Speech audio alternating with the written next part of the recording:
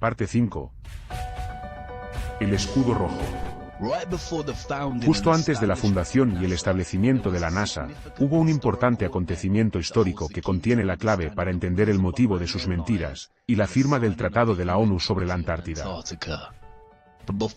Antes de analizar este acontecimiento, es necesario examinar la teoría del Big Bang.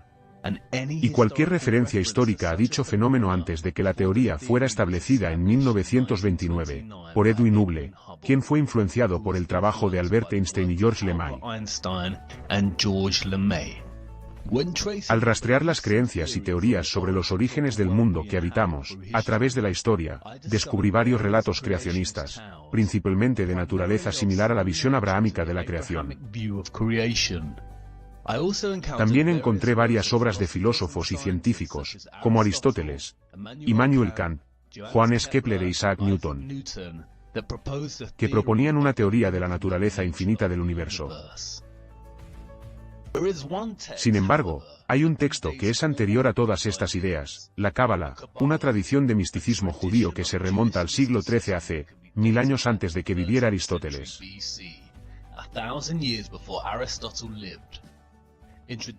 Según la interpretación tradicional, se dice que tiene su origen en la época del Edén.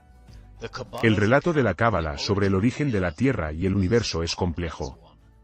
Pero el resumen de su visión puede entenderse a través de su concepto de Ein Sof, que se traduce como interminable o infinito. La Cábala expone su historia de origen de esta manera. En el principio, el Ein Sof se replegó sobre sí mismo, creando un espacio vacío o vacuo, dentro del cual las fuerzas del Din comenzaron a tomar vida independiente. La contracción del Ein Sof resultó así en una purga de la áspera escoria que contenía todos los elementos del mal potencial del ser de Dios. El espacio vacío contenía así las fuerzas del Din y un remanente, el residuo o impresión de la luz divina. En este punto el Ein Sof emanó un rayo, que está representado en la primera letra del Tetragrámeten. Este rayo trabajó para organizar las fuerzas opuestas que ahora llenaban este espacio. Las fuerzas opuestas estaban juntas en un recipiente no mayor que una pequeña chispa. Este rayo causó la ruptura de la vasija y la formación de los planetas y trajo a la manifestación al hombre primordial. Moisés Nachmanides, un rabino cabalista del siglo XIII, resume esta historia de los orígenes, afirmando: solo hubo una creación física, y esa creación de una pequeña mota. Cuando esta mota se expandió, esta sustancia, tan fina que no tiene esencia, se convirtió en la materia que conocemos. Esto es sorprendentemente similar a lo que hemos llegado a conocer como el Big Bang. Universe Today nos ofrece un resumen sucinto del Big Bang. La hipótesis del Big Bang afirma que toda la materia actual y pasada del universo empezó a existir al mismo tiempo, hace aproximadamente 13.800 millones de años. En ese momento, toda la materia se compactó en una bola muy pequeña, de densidad infinita y calor intenso, llamada singularidad. De repente, la singularidad comenzó a expandirse, y el universo tal y como lo conocemos comenzó. Esta es la misma historia. Ambas presentan la idea de que, al principio, había un vacío. Y entonces, apareció una pequeña mancha. A partir de ahí, comenzó la expansión de la materia, formando los planetas y el mundo que conocemos hoy. La única diferencia es que la Cábala está escrita en un discurso mitológico, y el Big Bang está construido en un discurso científico. Pero, dejando a un lado las elecciones estilísticas del lenguaje, parece que la Cábala había resuelto los orígenes del universo mucho antes que Einstein, Hubble y otros. Esto nos deja con dos conclusiones de este descubrimiento. 1. La teoría contemporánea del Big Bang ha probado la Cábala y sus enseñanzas. Todas las personas que creen en esta teoría deberían buscar un rabino cabalista para aprender más sobre lo que creen. 2. La teoría contemporánea del Big Bang fue robada de la Cábala, en cuyo caso ninguna de las dos es correcta y todo es una gran mentira. Volveré a esta historia de los orígenes, en breve. Pero, antes de hacerlo, es esencial que veamos algunas de las enseñanzas esotéricas de la Cábala. Cábala, en hebreo, significa recibir o recibir oralmente. Las enseñanzas secretas y esotéricas de su misticismo fueron enseñadas oralmente, escritas en códigos, numerologías y símbolos. El simbolismo y la numerología son especialmente importantes en el misticismo cabalístico. Muchos libros de la Cábala son de naturaleza extremadamente críptica, especialmente el libro del Zohar, que se traduce como esplendor, y el libro de Bahía, que se traduce como iluminación. Se ha considerado que ambos textos están codificados con gematria, que es una forma de numerología, en la que las letras tienen números correspondientes. Un ejemplo muy conocido de gematria hebrea es la palabra chi, que se traduce como vivo, y está compuesta por dos letras hebreas que suman el número 18. Esto ha hecho que el número 18 sea un número de la suerte para los judíos. Y los regalos de dinero en múltiplos de 18 son muy populares. Los símbolos son igualmente importantes en la Cábala, y se han utilizado como método para transmitir el significado y sus enseñanzas secretas, desde sus inicios. Algunos de estos símbolos son ampliamente reconocidos. Por ejemplo, el árbol de la vida de la Cábala, o el cefiro, el hamza, o quizás el más famoso, la estrella de 6 puntas, el hexagrama, o lo que ahora se conoce como la estrella de David, y el símbolo que adorna la bandera de Israel.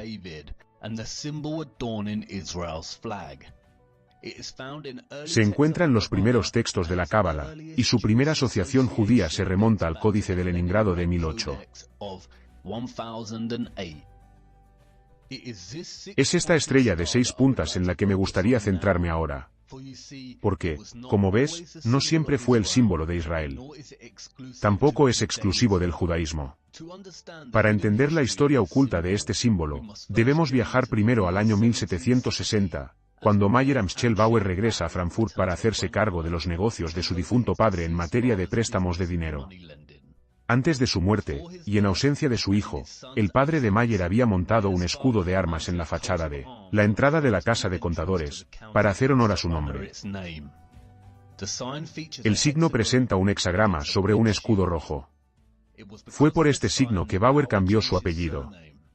Roth es rojo en alemán, y Schild es signo en alemán. Así que adoptó el nombre y pasó a ser conocido como Mayer Amschel Rothschild. Cuando el negocio de Mayer comenzó a prosperar, debido a su descubrimiento de prestar dinero a los gobiernos, en lugar de a los individuos, reclutó a Adam Weishaupt para crear la Orden de los Illuminati, que se completó y estableció el 1 de mayo de 1776. Poco después, Weishaupt fusionó las doctrinas secretas de los Illuminati con la Orden Continental de los Francmasones, que fue fundada en 1717, y en gran medida pacífica hasta esta fusión.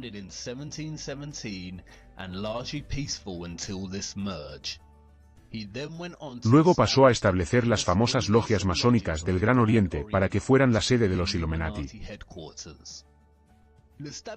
Al establecer esta orden, Weishaupt reclutó a 2000 seguidores, entre los que se encontraban los hombres más intelectuales de las artes, la educación, la ciencia, las finanzas y la industria. Se les dieron las siguientes instrucciones para obtener el control. 1. Utilizar el dinero y los sobornos sexuales para obtener el control de los hombres en las altas posiciones. 2. Los colegios y universidades debían cultivar estudiantes que poseyeran habilidades excepcionales y formarlos específicamente en el internacionalismo. 3. Todas las personas influyentes debían ser utilizadas como agentes y colocadas detrás de las escenas de todos los gobiernos como expertos y especialistas. 4. Obtener el control absoluto de la prensa. Pronto comenzó el afán de control y poder. Enviando literatura a París para provocar los estallidos de la Revolución Francesa, el mensajero de Adam Weishaupt fue alcanzado por un rayo, revelando el texto contenido en su interior, que esbozaba los planes para provocar dicha revolución. Las autoridades bávaras se apoderaron del texto y el gobierno publicó los detalles de sus doctrinas en un texto, titulado Los escritos originales de la Orden y Secta de los Illuminati.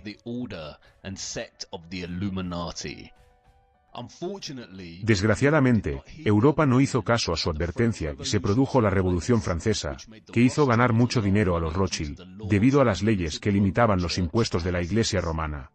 En 1798, John Robinson, uno de los principales intelectuales de su tiempo, y profesor de la Universidad de Edimburgo, publicó el libro Proofs of a Conspiracy Against All the Religions and Governments of Europe, Carried on in the Secret Meetings of Freemasons, Illuminati and Secret Societies.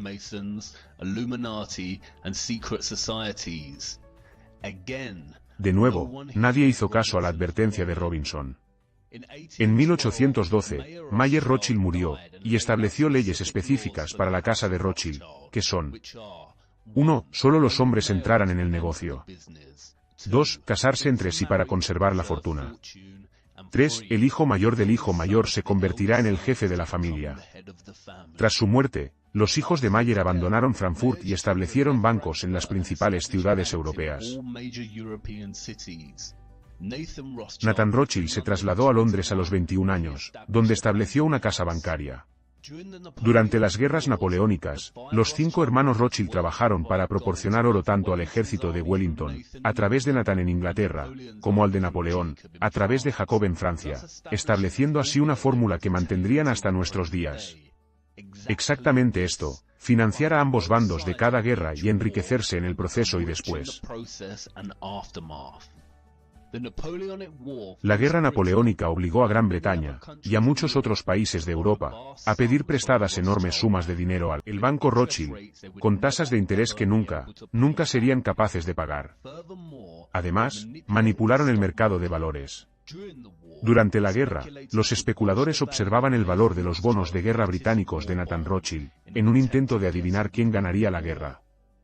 Poco después de terminar la batalla, y mucho antes de que nadie supiera quién era el vencedor, Rothschild comenzó a vender bonos. Todo el mundo asumió que esto significaba que Napoleón había ganado y que Europa había perdido. Siguieron las ventas de pánico. Y, cuando los precios se desplomaron, Nathan compró la mayoría de estos bonos. La propiedad de estos bonos de alto valor significaba que los Rothschild eran literalmente dueños del Banco de Inglaterra. A partir de ese momento, los intereses de la corona británica y de los Rothschild se entrelazaron tanto, que los Rothschild recibieron títulos de nobleza. Nathan dijo famosamente: "No me importa que Marioneta se coloque en el trono de Inglaterra para gobernar el imperio en el que el sol nunca se pone. El hombre que controla el suministro de dinero de Gran Bretaña controla el imperio británico, y yo controlo el suministro de dinero británico". Los Rothschilds usaron su control del Banco de Inglaterra para reemplazar el método de envío de oro de país a país. Y, en su lugar, utilizaron una red bancaria europea para establecer un sistema de débitos y créditos en papel, el mismo sistema que utilizamos hoy. Al final de este periodo, la familia Rothschild controlaba la mitad de la riqueza de todo el mundo. Durante el siglo XIX, los Rothschild se hicieron con el control de las operaciones financieras de la Iglesia Católica, en todo el mundo, y comenzaron a establecer sus bancos en Estados Unidos. También empezaron a obtener el control en otras áreas de la industria. En 1862, los Rothschild utilizaron a uno de los suyos, John D. Rockefeller, para formar una compañía petrolera llamada Standard Oil, que pasó a dominar a toda la competencia, y fue financiada hasta la prominencia por los Rothschild. Los Rockefeller pasarían a liderar el petróleo, a establecer la gran farmacia, y a ser dueños de todas las universidades del sistema educativo de los Estados Unidos. El poder y la influencia de los Rothschild crecieron a través de los tentáculos de cada industria, como se planeó con el establecimiento de los Illuminati. Hacia finales del siglo XIX, y antes de establecer su importante presencia bancaria dominante en los Estados Unidos, los Rothschild fundaron el Congreso Sionista, para promover el sionismo, un movimiento político con el único objetivo de trasladar a todos los judíos a un singular Estado-nación judío, y organizaron su primera reunión en Múnich.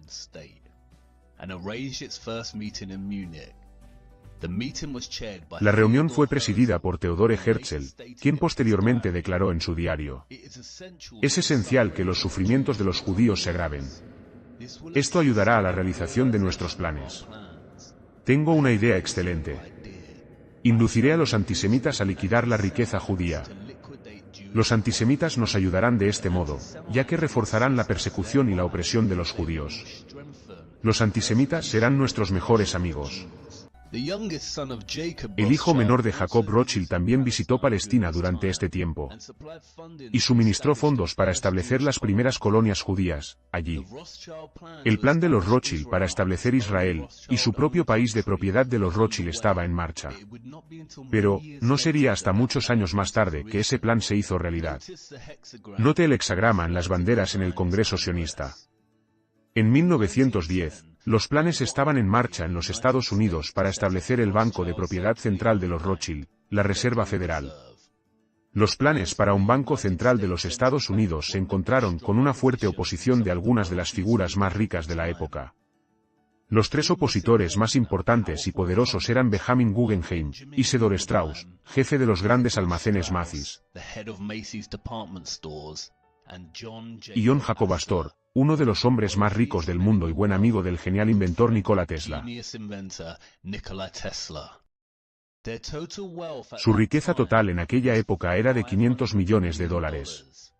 Según los estándares actuales, eso equivaldría a casi $11.000 millones. Sin embargo, la oposición no duró mucho. Convenientemente para los Rothschild, los tres poderosos opositores murieron a bordo del Titanic, cuando se hundió en 1912. Casualmente, fue el títere de los Illuminati, J.P. Morgan, quien financió y construyó el Titanic, y quien también estaba muy interesado en establecer la Reserva Federal. Canceló su billete en el Titanic en el último momento. El congresista Charles Lindbergh dijo lo siguiente, después de la aprobación de la Ley de la Reserva Federal en 1913. Esta Ley de la Reserva Federal establece el fideicomiso más gigantesco de la Tierra. Cuando el presidente Woodrow Wilson firme esta ley, el gobierno invisible del poder monetario será legalizado. El peor crimen legislativo de los tiempos es perpetrado por esta ley bancaria y monetaria. El sistema es privado, conducido con el único propósito de obtener los mayores beneficios posibles del uso del dinero de otras personas. La última parte de esta afirmación es especialmente importante. A partir de ahora, las depresiones serán creadas científicamente. Como dos estafadores trabajando en una marca, la Fed facilitó el crédito mientras los periódicos del establishment exageraban las riquezas que se podían obtener en el mercado de valores. La Reserva Federal significó que el dólar ahora podría ser impreso fuera del control del gobierno. Se utilizará para impulsar la guerra económica y las depresiones. Y era la máquina perfecta para la deuda eterna. Abraham Lincoln luchó contra el establecimiento de este método, y comenzó a imprimir su propio dinero libre de deuda, lo que se llamó greenbacks, durante la Guerra Civil Americana. Del mismo modo, JFK firmó una orden ejecutiva que devolvió al gobierno de los Estados Unidos el poder de emitir moneda, pasando por encima de la propia Reserva Federal de los Rothschild. ¿Qué tienen en común estos dos presidentes? Querían imprimir dólares para el pueblo estadounidense, en contra de los deseos del sistema Rothschild, y ambos fueron asesinados. Durante la Primera Guerra Mundial, vemos la misma fórmula de guerra de los Rothschild. Los Rothschild alemanes prestaron dinero al gobierno alemán. Los Rothschild británicos prestaron dinero al gobierno británico. Y los Rothschild franceses prestaron dinero al gobierno francés. Durante la guerra, y mientras Gran Bretaña considera la oferta de armisticio de Alemania, Louis Brandeis, el elegido líder del Comité Ejecutivo para los Asuntos Sionistas, envía un delegado sionista de América a Gran Bretaña, con la promesa de poner a América del lado de los británicos, siempre y cuando los británicos acepten dar la tierra de Palestina a los Rothschild.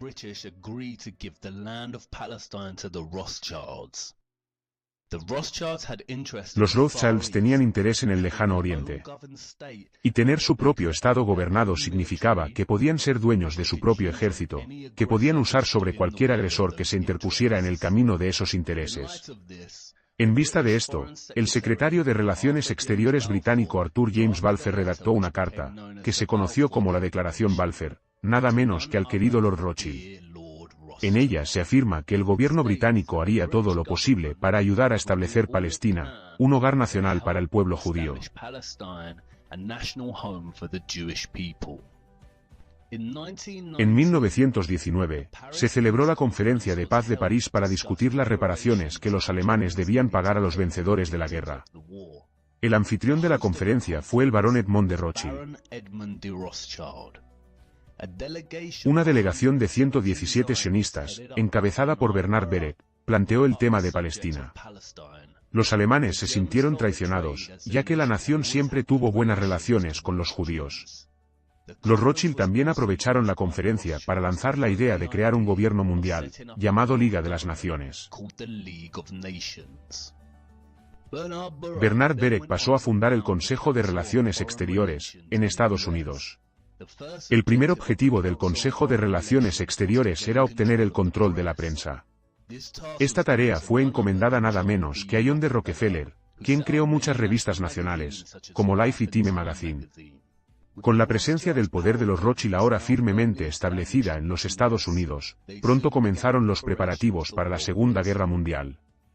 Al mismo tiempo, Adolf Hitler, el canciller de Alemania, estaba expulsando a los judíos de los puestos gubernamentales. Un títere de los Rothschild, Samuel Untermaier, jefe de la delegación americana, y chantajista del presidente Roosevelt, llamó a todos los americanos a destruir los productos fabricados en Alemania, y así, comenzó una gran campaña de propaganda. Una vez que los efectos de este boicot comenzaron a sentirse en Alemania, los alemanes, que no habían demostrado ninguna violencia hacia los judíos hasta ese momento, simplemente comenzaron a boicotear las tiendas judías de la misma manera que los judíos habían hecho con las tiendas que vendían productos alemanes en Estados Unidos. Este es el mismo año en que el presidente Roosevelt ordenó que el ojo de los Illuminati se colocara en todos los nuevos billetes de dólar, junto con la frase en latín Naves Ordo Seclorum, que significa un nuevo orden de las edades.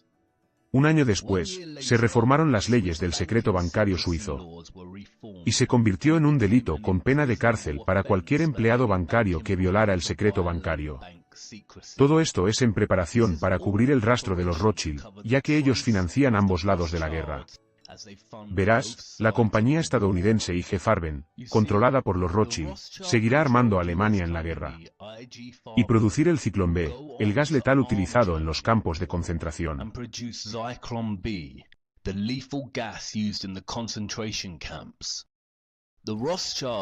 Los Rothschild también financiaron a la IBM estadounidense, que proporcionó en el suministro máquinas a los nazis para producir las tarjetas perforadas que ayudaron a organizar y gestionar la identificación inicial y la expulsión de los judíos, la confiscación de sus bienes y su eventual exterminio.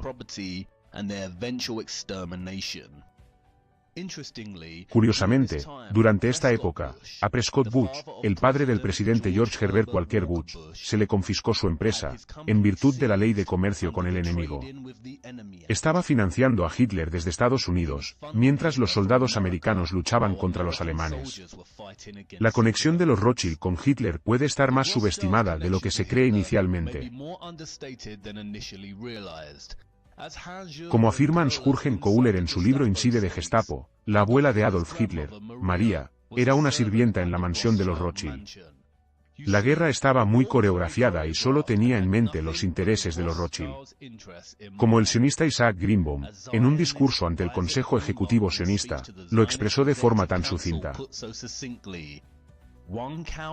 una vaca en Palestina vale más que todos los judíos de Polonia. Esta pieza de propaganda pretendía asustar a los supervivientes judíos haciéndoles creer que su único lugar seguro era Israel. Al final de la guerra, en 1945, los Rothschild no solo se beneficiaron financieramente, sino que su visión de una Liga de Naciones se hizo realidad con el establecimiento de las Naciones Unidas. Los británicos declararon que no habría más inmigración de judíos a Palestina, para proteger a los palestinos. Pero, después de la Segunda Guerra Mundial, los británicos transfirieron el control de Palestina a las Naciones Unidas.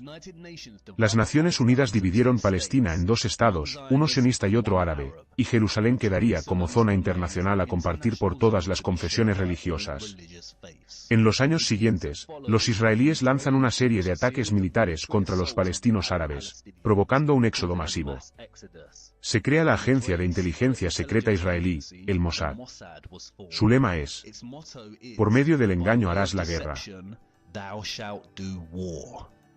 En 1948, los Rothschild sobornaron a Harry S. Truman con $2 millones, que le entregaron durante su campaña, para que reconociera a Israel como Estado soberano. Pronto se reveló la bandera de Israel, que no es otra que una versión azul del hexagrama rojo de los Rothschild. Y aquí es donde la historia apenas comienza. Sígueme hasta la sexta parte, para que podamos echar un vistazo al verdadero significado de la estrella de 6 caras.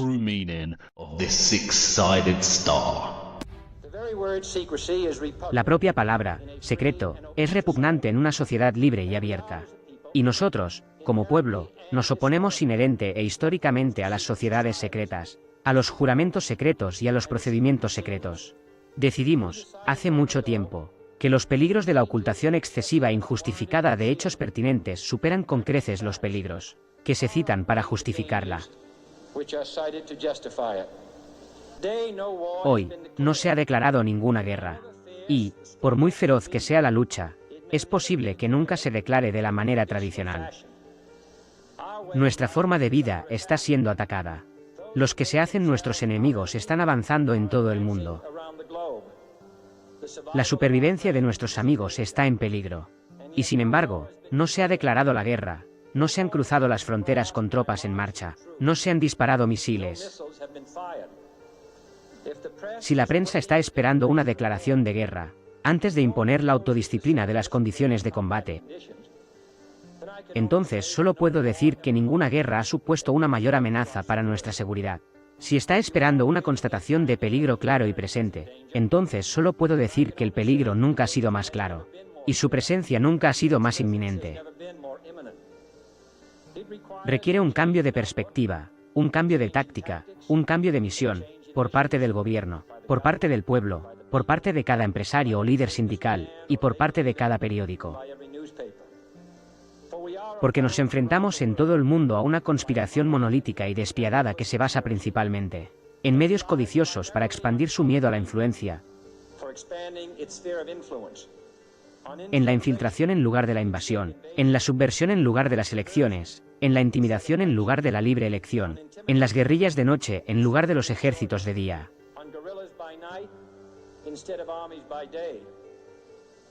Se trata de un sistema que ha destinado vastos recursos humanos y materiales a la construcción de una maquinaria muy unida y eficiente que combina operaciones militares, diplomáticas, de inteligencia, económicas, científicas y políticas. Sus preparativos se ocultan, no se publican. Sus errores son enterrados, no titulados. Sus disidentes son silenciados, no alabados. Ningún gasto se cuestiona, ningún rumor se publica, ningún secreto se revela. Sexta parte. Infiltración en lugar de invasión. Reconocida formalmente como la estrella de David, la decisión de adoptar este símbolo para la bandera de Israel enfureció a muchos judíos, que se dieron cuenta de que el símbolo no es, de hecho, la estrella de David, sino un símbolo hexagrama que se utilizaba en las antiguas religiones de misterio. Desde entonces, muchos judíos antisionistas han participado en rituales anuales de quema de banderas. Es en la figura bíblica de Salomón donde podemos rastrear los verdaderos orígenes de la estrella de 6 puntas, o hexagrama. Salomón llamó a la estrella el talismán de Saturno, o lo que se conoció como el sello de Salomón. Como vemos, la cabeza del toro está encerrada en una estrella de 6 puntas, y rodeada por las letras que componen el nombre Renfán, el genio planetario de Saturno, según el alfabeto del Migi. El toro representa el culto a Moloch, del que nos ocuparemos en breve. Pero antes, debemos examinar 2 pasajes de la Biblia que proporcionan más detalles sobre Salomón. Reyes 11.5, en la Biblia presenta este pasaje. Pero, el rey Salomón amó a muchas mujeres extranjeras, así como a la hija del faraón, mujeres del moabitas, amonitas, sidonios e hititas, de las naciones de las que el Señor había dicho a los hijos de Israel: no os casaréis con ellos, ni ellos con vosotros. Ciertamente, ellos desviarán vuestros corazones en pos de sus dioses. Salomón se aferró a estos en el amor. Y tuvo 700 esposas, princesas, y 300 concubinas, y sus esposas desviaron su corazón. Porque cuando Salomón envejeció, sus esposas desviaron su corazón en pos de otros dioses, y su corazón no fue fiel al Señor su Dios, como lo fue el de su padre David. Porque Salomón se fue tras Astoret, diosa de los sidonios, y tras Milcom, abominación de los amonitas. Astoret, aquí, es una diosa femenina y la misma diosa que Ishtar en Babilonia, Isis en Egipto. Los romanos la llamaban Diana, y los griegos, Artemisa, y el símbolo es Venus. Milcom, aquí, es un dios masculino. Y su palabra raíz significa rey o Baal. Es el mismo dios que es referido como Moloch o Nimrat en Babilonia, Osiris en Egipto, Baal en Sidonia. Hay superposiciones de Zeus en la cultura griega y Júpiter en la cultura romana. El símbolo es Saturno.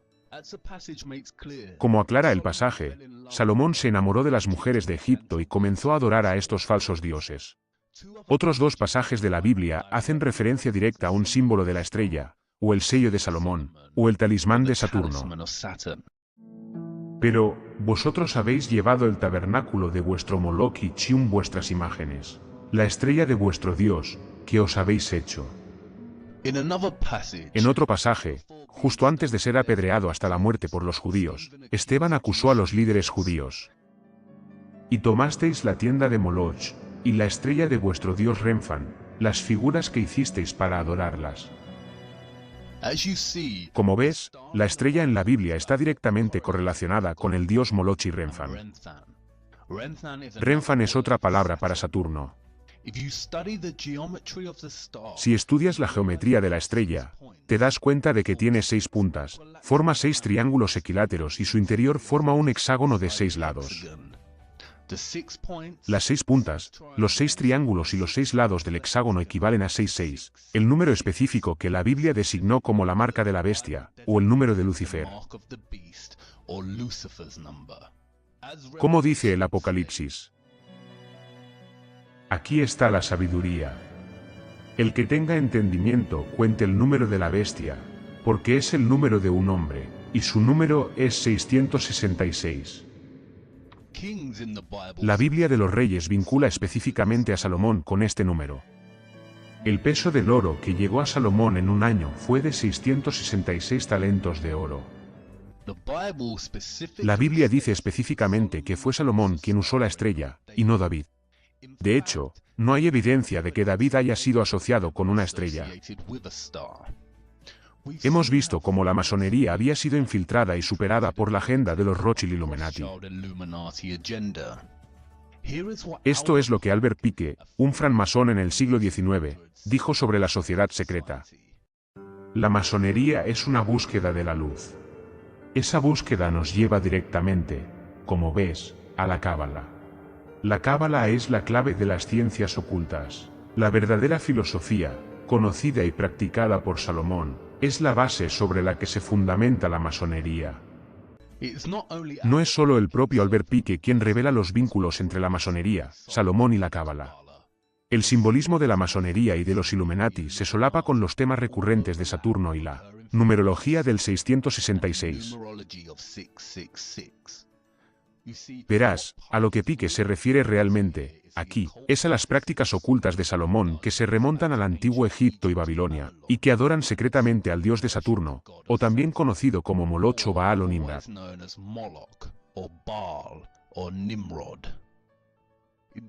En 2012, la NASA publicó otra imagen CGI, esta vez, del polo norte de Saturno.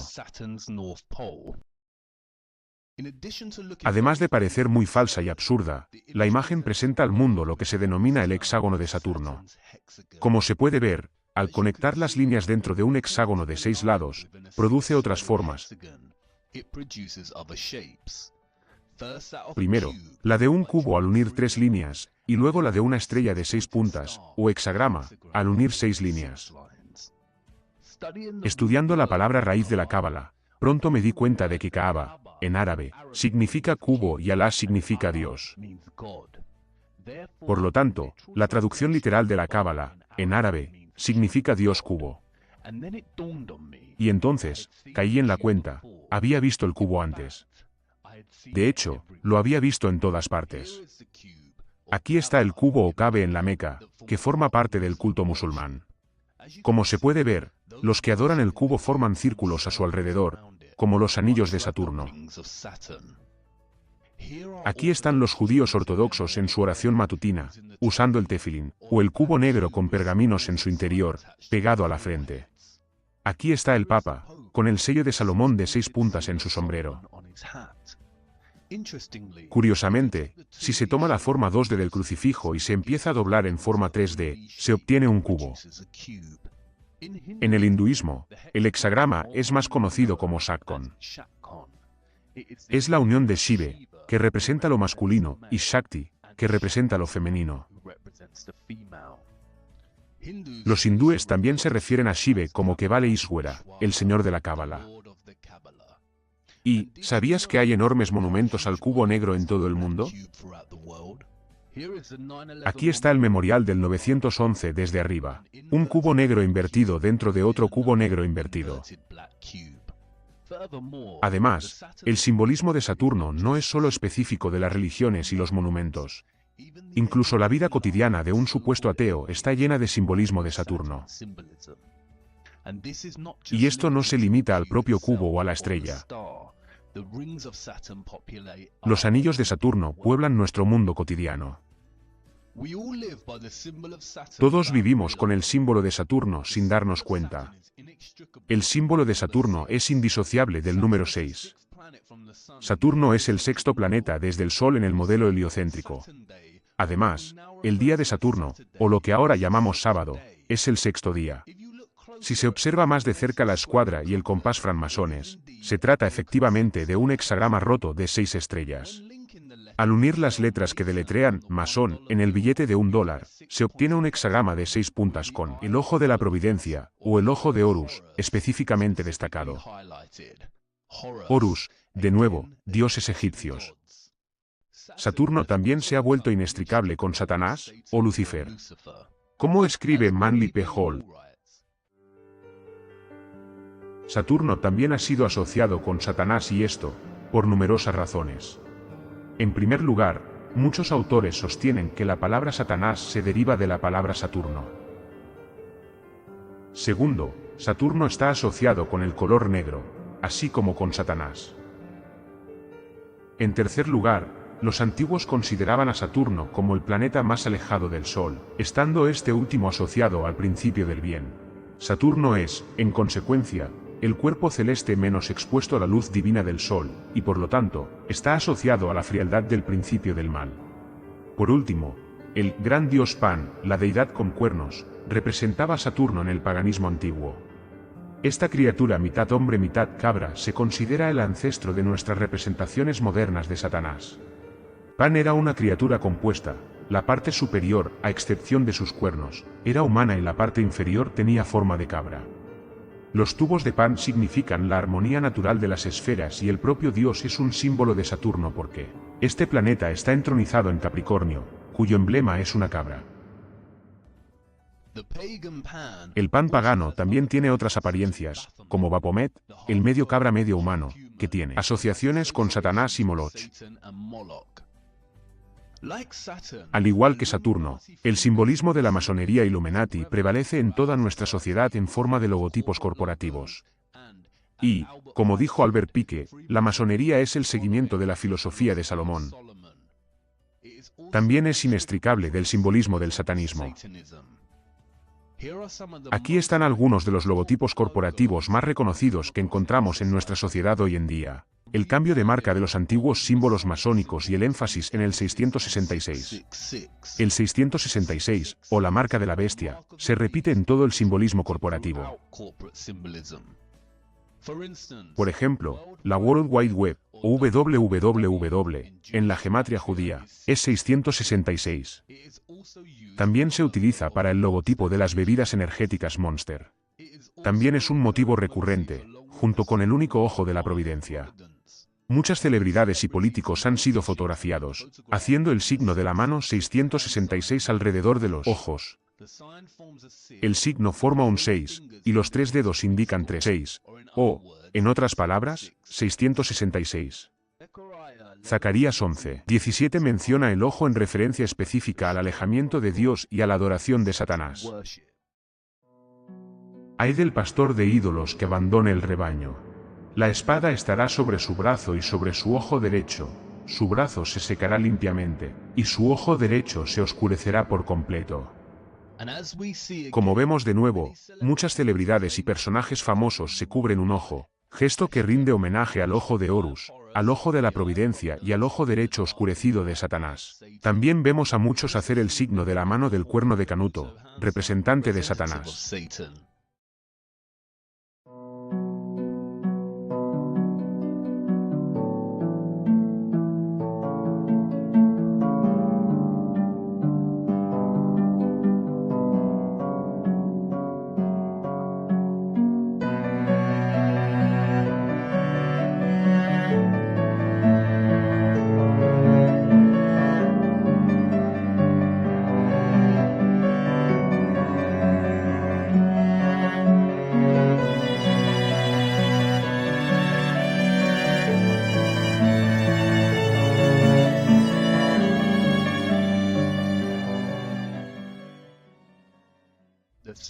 El simbolismo está literalmente en todas partes.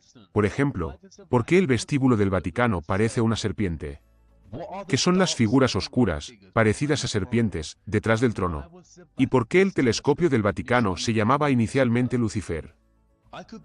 Podría seguir hablando de la abundancia de símbolos satánicos de Saturno en nuestra cultura, desde la prevalencia de los monumentos egipcios hasta los gestos secretos, como el voto de silencio y la mano oculta masónica. Pero, creo que usted consigue el punto.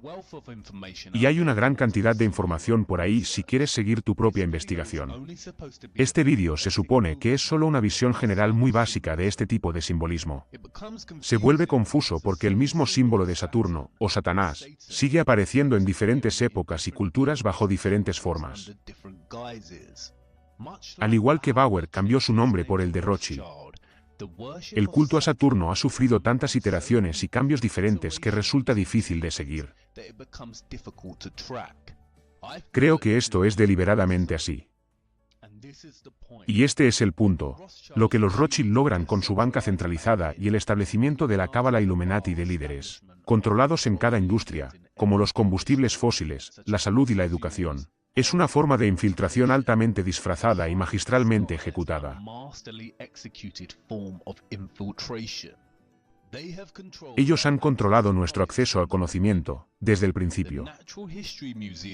El Museo de Historia Natural de Trine perteneció al segundo barón Rothschild, y está ubicado en una casa de la familia Rothschild. La Sociedad de Naciones organizó la creación del Museo Central de Historia Natural. E.L. Rothschild Limited, una empresa familiar de inversiones financiada con fondos privados y creada por Sir Evelyn D.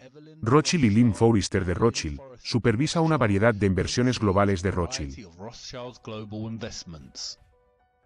En la actualidad, la empresa tiene intereses en medios de comunicación, bienes inmobiliarios, agricultura y artículos de lujo, además de sus importantes posiciones anteriores en servicios financieros, tecnología y comunicaciones.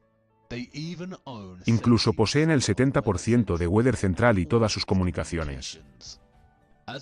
A día de hoy, los Rothschild poseen más de 160 bancos centrales y controlan las finanzas de la mayoría de las naciones de la Tierra. En el año 2000, solo había unos pocos países que no tenían bancos centrales. Cualquier nación que se resista a su deseo de control es demonizada a través de los medios de comunicación. Suele ser bombardeada bajo el pretexto de guerra o terrorismo. ¿Empieza esto a tener sentido, ya? Como vimos en el episodio anterior, todas las guerras están deliberadamente coreografiadas, al igual que toda la política. Las fuerzas opuestas de la izquierda y la derecha políticas son todo un teatro, para producir la ilusión de elección. Todos son actores en el escenario mundial, cuya autonomía y poder real de gobierno está limitado por los poderes de la élite, como los Rothschild.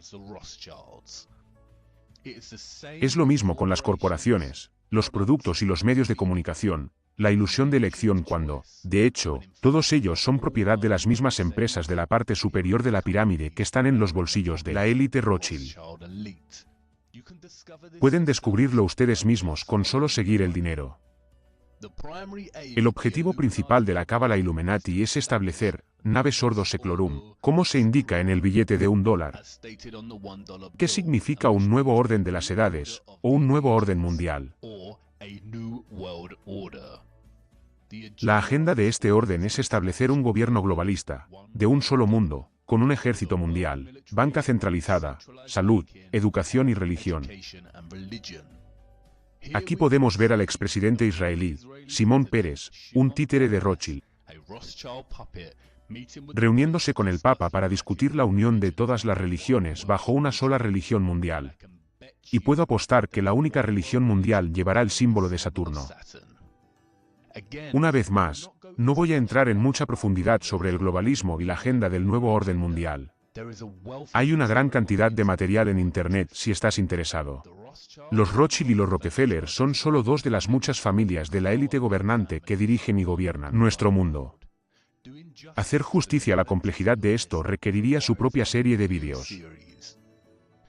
Mi objetivo principal es darle una breve visión general del complejo de poder de los Rothschild y su control sobre nuestro mundo, y mostrarle la prevalencia del simbolismo satánico que se deriva de este complejo de poder, ya que es la clave para entender la mentira detrás del modelo heliocéntrico de la Tierra.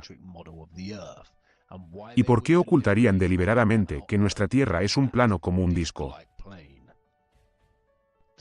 A pesar de ser estudiada y utilizada por diferentes sectas judías en la actualidad, la Cábala no es exclusivamente judía.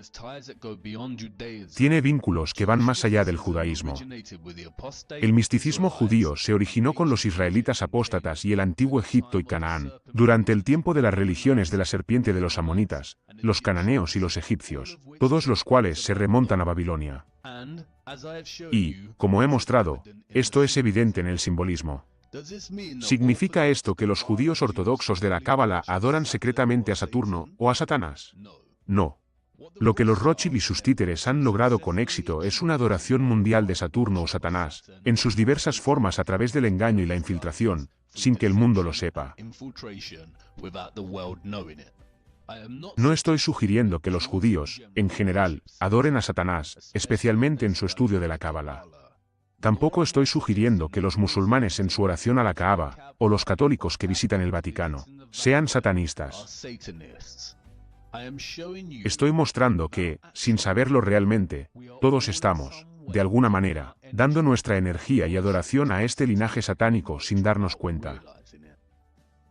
Incluso si eres ateo, el cubo negro y los anillos de Saturno están tan presentes en tu vida, que puede que lleves ropa con el simbolismo sin darte cuenta. Ahora es importante volver al Big Bang. Como mencioné en el episodio anterior, la Cábala, en blando, nos proporciona dos conclusiones: que o bien el Big Bang ha probado la Cábala y sus enseñanzas, o bien la teoría del Big Bang fue robada de la Cábala. Pero, verán, tal vez, hay una conclusión aún más siniestra detrás de esto. Tal vez, solo tal vez, los cabalistas modernos, o más específicamente el complejo satánico de la masonería Illuminati, han descubierto una manera de forzar sus creencias en otros renombrando sus puntos de vista como ciencia.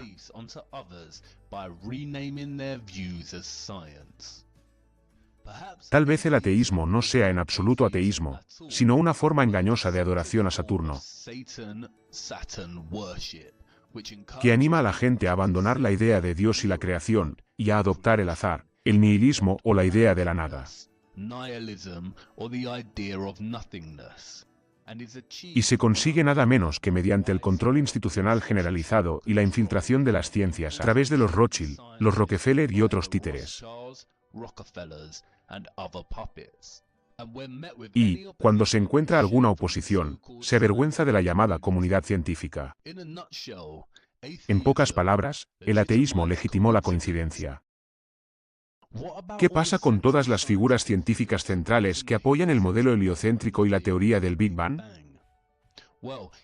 Bueno, aquí hay una foto del sionista Albert Einstein, cenando con Lord Rothschild. Isaac Newton era masón, y tenía un gran interés en lo oculto. Y todos los grandes personajes de la NASA y los astronautas son masones, y lo muestran abiertamente. Al igual que Neil deGrasse Tyson, existe una organización llamada Liga Antidifamación, que sirve como instrumento para intentar convencer a todo el mundo de que cualquier mención de los Rothschild y sus aliados es un ataque antisemita contra todos los judíos. El holocausto coreografiado por los Rothschild le da un peso histórico, y también es controlado por el complejo mediático Rothschild-Rockefeller.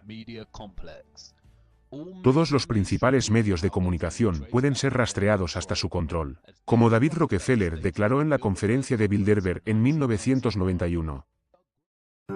Estamos agradecidos al Washington Post, al New York Times, a la revista Time y a otras grandes publicaciones cuyos directores han asistido a nuestras reuniones y han respetado sus promesas de discreción durante casi 40 años. Nos habría sido imposible desarrollar nuestro plan para el mundo si hubiéramos estado sometidos a las luces de la publicidad durante esos años. Pero, el mundo es ahora más sofisticado y está preparado para marchar hacia un gobierno mundial. La soberanía supranatural de una élite intelectual y de los banqueros mundiales es seguramente preferible a la autodeterminación nacional practicada en los siglos pasados. La narrativa oficial y controlada afirma que los Rothschild son judíos. No lo son. Son satanistas. El satanismo es la religión oculta que gobierna el mundo. Y su presencia es tan prevalente e insidiosamente entretejida en el tejido de nuestras vidas cotidianas, que es impactante. Su método de control se centra principalmente en el engaño, tal y como dice la frase del Mossad. Por medio del engaño, harás la guerra. Y quiero que realmente marines esto. Imagina. Si eres tan poderoso que literalmente posees la mayoría de las naciones de la Tierra y la mayor parte del PIB mundial, si tuvieras una agenda, ¿podría la gente en el poder o de la fama hablar en contra de usted sin que tenga consecuencias nefastas?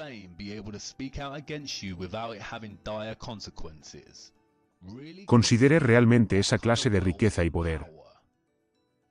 Cada vez es más evidente, nos han engañado sobre la verdadera naturaleza de nuestra Tierra. Y comprendo que lo que les estoy diciendo probablemente suene tan ridículo y disparatado como cuando mencioné, por primera vez, que la Tierra es plana.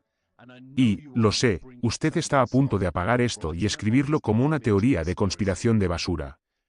Pero, déjame decirte esto, las conspiraciones son reales. Es la falta de pruebas lo que las convierte en una teoría. Quédate conmigo. Como dije antes, no puedes decirle a la gente la verdad. Debes mostrarles. No te fíes de mi palabra. No puedo limitarme a afirmar que existe un cuerpo de élite que adora a Satanás y que ha operado a lo largo del tiempo engañando a la gente común en cuanto a la verdadera naturaleza del mundo, y que tiene un control total sobre toda la información que recibimos. La simbología satánica predominante y la historia de los Rothschild no es prueba o evidencia suficiente. Si el satanismo es real, entonces necesito mostrarte la verdadera maldad de tal adoración antes de mostrarte lo que están encubriendo con la NASA. Acompáñenme ahora a la parte 7. Ya casi hemos llegado a la madriguera del conejo. We are nearly through this rabbit hole.